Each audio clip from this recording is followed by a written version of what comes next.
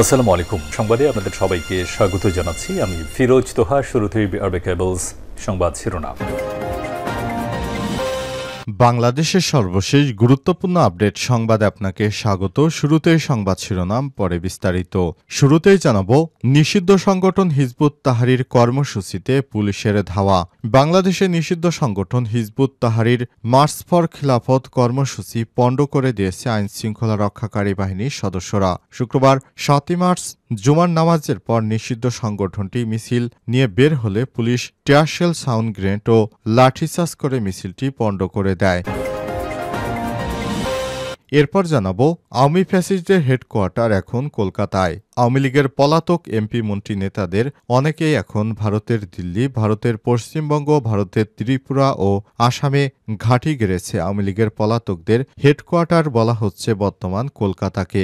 এখানে বসেই দেশকে অস্থিতিশীল করতে নানা পরিকল্পনা এবং ষড়যন্ত্র করছেন। এ বিষয়ে গুরুত্বপূর্ণ সংবাদ জানাবো, সঙ্গেই থাকুন। এদিকে আওয়ামী লীগের ঘুরে দাঁড়ানো যেসব কারণে সহজ নয়। ছাত্র জনতা রক্তক্ষয়ী সংঘর্ষের কারণে দীর্ঘ ১৭ বছরের ক্ষমতা রেখে ভারতে পালিয়ে যায় শেখ হাসিনা। শেখ হাসিনা পালানোর আগে তার দলের জনপ্রিয়তা শূন্যের কোঠায় নেমে এসেছিল। এ কারণে গ্রাম পর্যায় থেকে শেখ হাসিনাকে বাঁচানোর জন্য কোনো নেতাকর্মী মাঠে নামেনি। কারণ বিগত ১৭ বছরে হাইব্রিড নেতা দিয়ে দলকে ভারী করেছিল শেখ হাসিনা। এই হাইব্রিডরা আমলানির্ভর হয়ে পড়েছিল। তারা পুলিশ প্রশাসনের উপর ভর করেই ক্ষমতায় থাকার চেষ্টা করেছিল। জানাবো, আজমিরীগঞ্জে ২ চেয়ারম্যান গ্রুপের সংঘর্ষ, নিহত ১, আহত ১০। হবিগঞ্জের আজমিরীগঞ্জ উপজেলার শিবপাশা ইউনিয়নের পশ্চিমভাগ গ্রামে ২ চেয়ারম্যানের দ্বন্দ্বের জেরে সংঘর্ষে মদ্রিস মিয়া তালুকদার ৫০ নামে একজন আহত হয়েছে। আজ উপজেলার শিবপাশা ইউনিয়নের পশ্চিমভাগ গ্রামে এই ঘটনা ঘটে। এদিকে ইবিতে আজ ১,৫০০-এর বেশি শিক্ষার্থী নিয়ে ছাত্র শিবিরের গণ ইফতার। ইসলামী বিশ্ববিদ্যালয় ইবি ক্যাম্পাসে শিক্ষার্থীদের নিয়ে আজ গণ ইফতার কর্মসূচি আয়োজন করেছে বাংলাদেশ ইসলামী ছাত্র শিবির শাখা।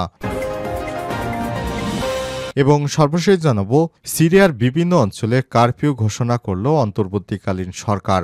সিরিয়ার বেসামরিক নাগরিকদের বিরুদ্ধে বেড়ে চলা সরকারি সহিংসতার প্রতিবাদে গণসমাবেশ অনুষ্ঠানের পর দেশটির সরকার বেশ কয়েকটি অঞ্চলে কারফিউ ঘোষণা করেছে। আজ রাতে উত্তর পশ্চিমাঞ্চলীয় বন্দরনগরী তার্তুস এবং সমগ্র হোমস প্রদেশে কারফিউ জারি করা হয়। প্রিয় দর্শক, এতক্ষণ শুনছিলেন সংবাদ শিরোনাম, এবারে বিস্তারিত।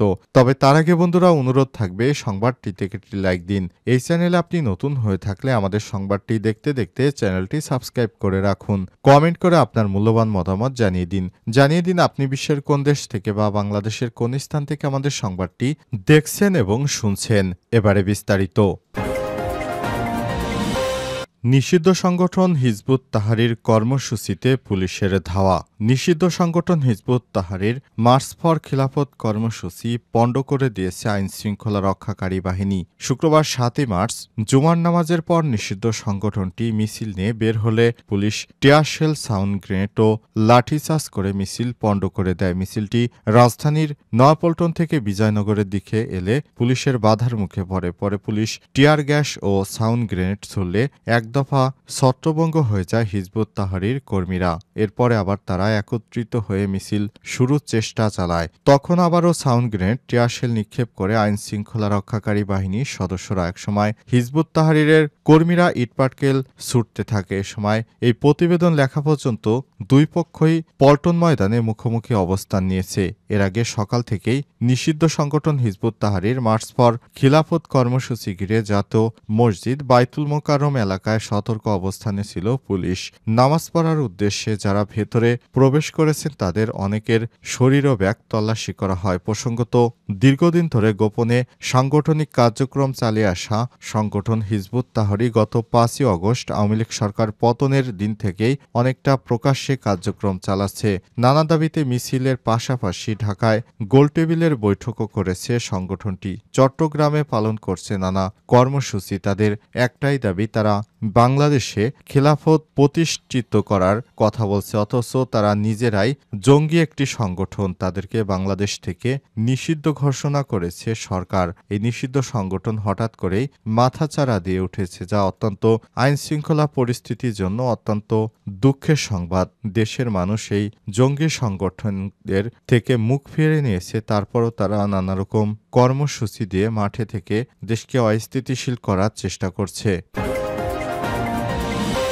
ফ্যাসিস্ট আওয়ামী লীগের হেডকোয়ার্টার কলকাতা।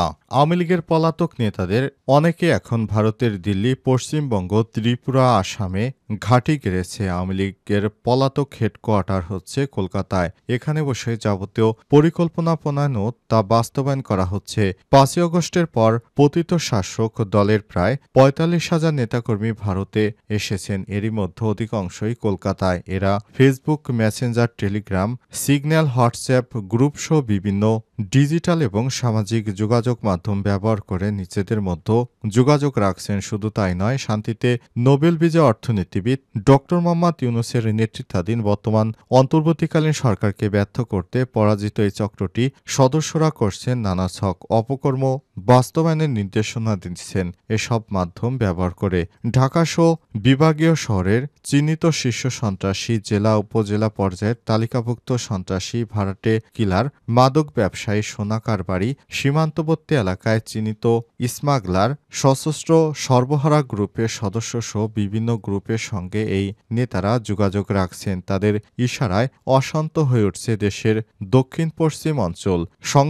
সংস্ক্রিয় হচ্ছে নিষিদ্ধ সর্বহারা গ্রুপ। সক্রিয় হতে শুরু করেছে আরও বিভিন্ন গ্রুপ। রোহিঙ্গা ক্যাম্পসহ পার্বত্য অঞ্চল অশান্ত করার পেছনেও তাদের হাত রয়েছে। এসব করতে বিনিয়োগ করছে বিপুল পরিমাণ অর্থ, যা ১৬ বছর অবৈধভাবে আয় করেছে। আওয়ামী লীগের পলাতক নেতাদের ধারণা, দেশ অস্থিতিশীল হলে বর্তমান অন্তর্বর্তীকালীন সরকার ব্যর্থ হবে। এতে করে শেখ হাসিনা সহ দলের নেতাদের বিরুদ্ধে যে বিচার প্রক্রিয়া চলছে তা বাধাগ্রস্ত হবে। নির্বাচন প্রক্রিয়াকে বানচাল করা যাবে।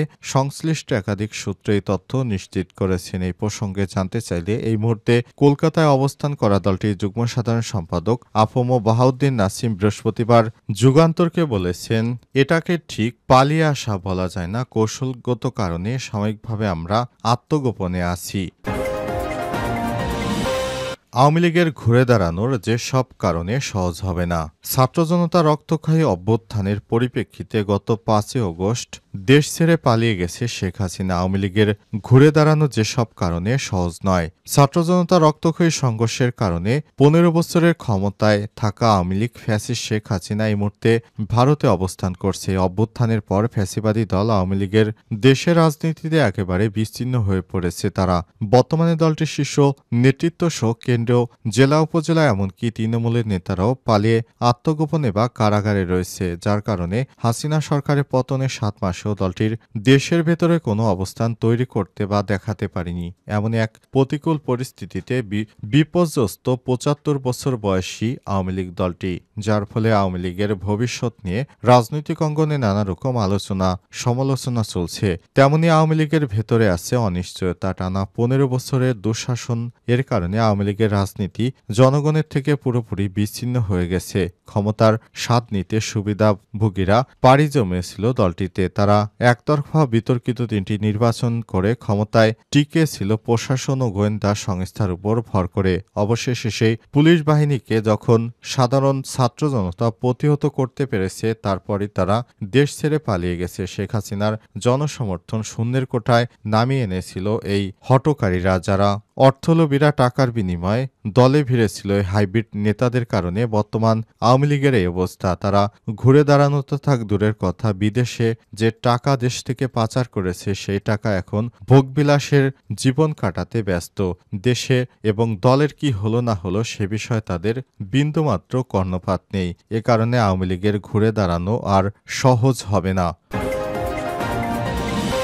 আজমিরীগঞ্জে 2 চেয়ারম্যান গ্রুপের সংঘর্ষ, নিহত 1, আহত 10। হবিগঞ্জের আজমিরীগঞ্জ উপজেলার শিবপাশা ইউনিয়নের পশ্চিম ভাগ গ্রামে 2 চেয়ারম্যানের দ্বন্দ্বের জেরে সংঘর্ষে মাদ্রিস তালুকদার 50 নামে একজন নিহত হয়েছে। বৃহস্পতিবার 6 মার্চ সন্ধ্যায় উপজেলার শিবপাশা ইউনিয়ন পশ্চিম ভাগ গ্রামে ঘটনা ঘটে।